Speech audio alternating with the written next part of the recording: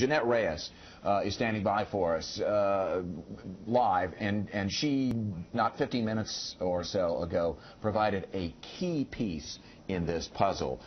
Jeanette, because you talked to a guy who maybe sort of put all this together right there in real time and knew what was going on. Tell us that story. He certainly did, David. A couple of people actually really gave us a bigger perspective of what exactly happened here. We're in Annandale off of Backlick Road, and we're off of Cindy Lane. Let me show you what we're seeing right now. You can see this is all taped off, and what happened here was kind of the middle part of this carjacking. It actually ended here where the woman jumped off. The owner of that car jumped out of the car. Joe, if you could follow me here for a second, my photographer. This is the car that you see there, that Acura.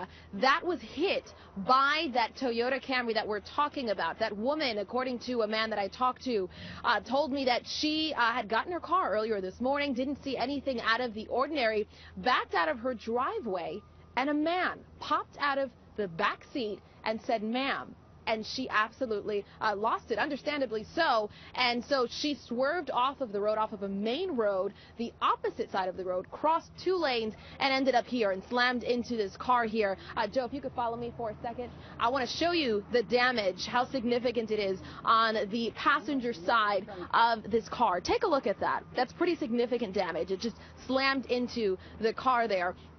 And so the homeowner here heard the crash. He came out, and what they describe is the scream, just bloody murder is what it sounded like. Something was obviously wrong, but they never imagined that they were dealing with an escaped inmate that was armed, that is armed and dangerous. And so the homeowner actually chased down this man because the woman ran out of the car. The inmate drove off with her car. So the homeowner drove after this guy, not knowing who he was chasing, was ultimately not able to get a hold of him. And he was telling me, thank goodness I wasn't able to track him down because I didn't know the person I was chasing was armed and dangerous. His son ultimately told him. Now, we were able to track down a gentleman at a gas station about a block away from here who spoke to that woman.